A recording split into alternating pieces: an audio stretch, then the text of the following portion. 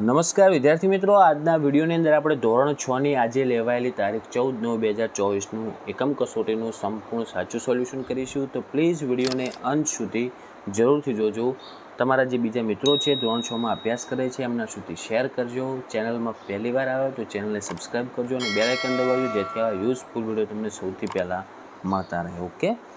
અને મિત્રો, તમારા જે બીજા મિત્રો ભણે છે ધોરણ 6ની અંદર અમને પણ શેર કરજો. તમારે કેટલા માર્ક્સ આવે છે એ પણ કોમેન્ટની અંદર જરૂરથી જણાવજો. મિત્રો, પહેલાં જ પ્રશ્ન તમને MCQ આપેલા છે. તો જુઓ, એમાં પહેલો પ્રશ્ન શું કહે છે કે ઈસુ ખ્રિસ્તીના જન્મ પછીનું હાલમાં કેટલામું વર્ષ ચાલે છે? તો હાલ જે વર્ષ ચાલે ને એ જ ગણાય. એમાં તો ઓપ્શન સી જવાબ થાય 2024મું વર્ષ. બીજો પ્રશ્ન, સિંધુ નદી અન્ય કયા નામથી ઓળખાતી હતી?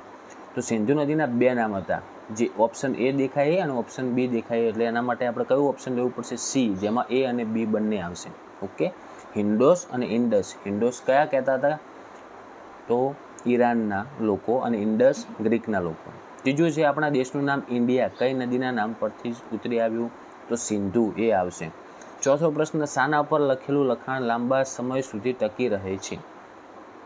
તો એમાં તામ્રપત્ર અને શિલાલેખ બંને ઉપર આવે, પણ એ અને બી બંને કરી શકો છો. ઓકે.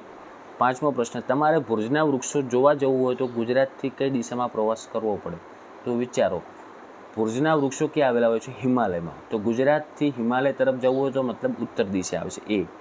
છઠ્ઠો પ્રશ્ન છે, ભારત નામ આપણને કયા વેદમાંથી જાણવા મળે છે? તો છઠ્ઠામાં એ આવશે, ઋગ્વેદ. પછી સાતમો પ્રશ્ન, તમારે સમ્રાટ અશોકનો શિલાલેખ જોવા જવું છે તો ગુજરાતના કયા જિલ્લાની મુલાકાત લેશો? તો શિલાલેખ એમનો આવેલો છે ઓપ્શન સી, એટલે કે જુનાગઢ જિલ્લામાં આવેલો છે. આઠમો પ્રશ્ન, નીચેના પૈકી કયો સ્ત્રોત પ્રાચીન ઇતિહાસ જાણવા માટેનો નથી? તો આઠમામાં જવાબ આવે મિત્રો ડી, ટપાલ એ પ્રાચીન ઇતિહાસમાં હતી નહીં. ઓકે. નવમો પ્રશ્ન, ગાંધીજીનો જન્મ 2 ઓક્ટોબર 1869ના રોજ થયો હતો. તો આ કઈ સદીની વાત થાય? જો 1800 એ 18મી સદી પૂરી, 1800 પછીથી 1900ની સાલ સુધીમાં 19મી સદી ગણાય.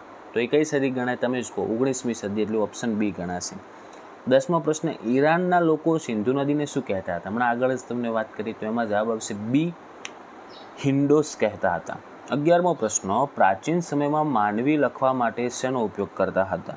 તો પહેલાંના સમયમાં મિત્રો તે લોકો તાડપત્રનો ઉપયોગ કરતા હતા. ઓકે. 12મો પ્રશ્ન જોઈએ કે નીચે પૈકી કયા સ્થળે તામ્રપત્રો સચવાયેલા નથી? તો એમાં જવાબ આવશે મિત્રો સી, જ્યાં મહાત્મા મંદિર છે ગાંધીનગરમાં, ત્યાં સચવાયેલા નથી. 13મો પ્રશ્ન, ભારતમાં કઈ સદીના પંચમાર્કના સિક્કા મળી આવ્યા છે? તો એમાં જવાબ આવશે મિત્રો ઓપ્શન સી, ઈસવીસન પૂર્વે 5મી સદી. ઓકે. હવે 14મો પ્રશ્ન છે, સિંધુ નદી ભારતની કઈ દિશામાં આવેલ છે? તો ઓપ્શન ડી જવાબ થશે, ઉત્તર અને પશ્ચિમમાં. પછી 15મો પ્રશ્ન, ગંગા નદીની આસપાસના ક્ષેત્રોમાં કેટલા વર્ષ પહેલાં ઘણા બધા શહેરોનો વિકાસ થયેલો જણાય છે?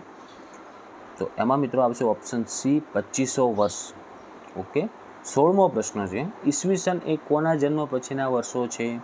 તો એમાં એ જવાબ આવે, ઈસુ ખ્રિસ્તીના જન્મ પરથી ઈસવીસન એ એમના જન્મ પછીનો વર્ષો છે. 17મો પ્રશ્ન છે, સાલવારીમાં એડીને બીજા કયા નામે ઓળખવામાં આવે છે? તો યાદ રાખજો મિત્રો, એડીને બીજા CE તરીકે, એટલે ઓપ્શન સી જવાબ થશે. 18મો પ્રશ્ન છે, નીચેનામાંથી કયું વિધાન સાચું તે આપણે શોધીને લખવાનું છે? તો એમાં જવાબ આવશે, જુઓ મિત્રો પ્રશ્ન શું છે, પહેલાં પ્રશ્ન નથી, 4 ડાયરેક્ટ તમને વિધાન આપેલા છે. તો એમાં બી વિધાન સાચું થશે કે ભુજના વૃક્ષના પાન પર ભોજપત્ર લખાય છે. હવે બીજો પ્રશ્ન આપેલો છે, એમાં પણ તમારો વિકલ્પ છે કે આદિમાનવો શિકાર કરવા માટે કયા હથિયારોનો ઉપયોગ કરતા ન હતા? યાદ રાખજો, કરતા ન હતા, તો લોખંડના હથિયારનો ઉપયોગ ન કરતા, તો સી આવશે જવાબ. બીજો પ્રશ્ન, આદિમાનવો નદી કિનારે વસવાટ કરવાનું શા માટે પસંદ કરતા હતા? તો એમાં ડી આવે, આપેલ તમામ. કારણ કે પીવાનું પાણી મળી રહે, પાણી પીવા આવતા પ્રાણીઓનો શિકાર પણ કરી શકાય, અને જળચર પ્રાણીઓ, માછલીઓ અથવા કાચબા જેવા પણ ખોરાક મળી રહે તે માટે. એટલે ઉપરના 3 સાચા, એટલે ડી આવશે, આપેલ તમામ. ત્રીજો પ્રશ્ન, આદિમાનવો કેવા સ્થળોએ વસવાટ કરવાનું પસંદ કરતા હતા? તો એમાં પણ ડી આવશે, 3 ઓકે. ચોથો પ્રશ્ન છે, આદિમાનવો શા માટે ભટકતું જીવન જીવતા હતા? તો એમાં જવાબ આવશે મિત્રો સી, એટલે એમાં એ અને બી બંને સાચા થશે. કારણ કે શિકાર કરવા માટે અને પાણી માટે પણ. 5મો પ્રશ્ન, આદિમાનવ પથ્થરોનો ઉપયોગ કઈ પ્રવૃત્તિ માટે કરતા ન હતા? તો 5માં આવશે મિત્રો મકાન બનાવવા માટે, કારણ કે એ સમયે મકાન બનાવવાની શોધ થઈ હતી નહીં. તો સી જવાબ આવશે 5માં. ઓકે. 6થો પ્રશ્ન, ભીમબેટકાની ગુફાઓમાંથી આશરે કેટલા ચિત્રો મળી આવેલા છે?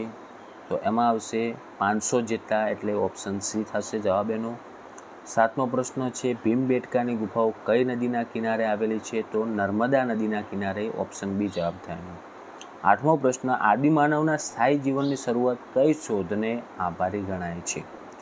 તો યાદ રાખજો મિત્રો કે સૌથી પહેલાં આદિમાનવોએ અગ્નિની શોધ કરી હતી, એટલે ઓપ્શન બી જવાબ થાય એનો. 9મો પ્રશ્ન છે, અગ્નિની શોધથી આદિમાનવને કયા કયા લાભ થયા હતા? તો ડી આવશે, આપેલા તમામે તમામ. કારણ કે માંસ શેકીને ખાવા લાગ્યા, જંગલી પ્રાણીઓથી રક્ષણ મળવા લાગ્યું અને ઠંડી સામે પણ રક્ષણ મળવા લાગ્યું.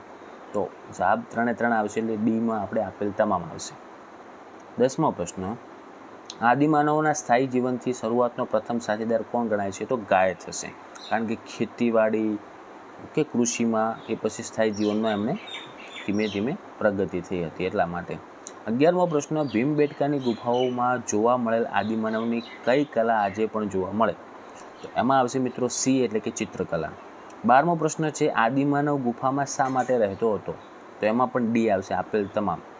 ઓકે. 13મો પ્રશ્ન જુઓ, આદિમાનવોના સમયને કયા યુગ તરીકે ઓળખવામાં આવે છે? તો એમાં આવશે પાષાણ યુગ.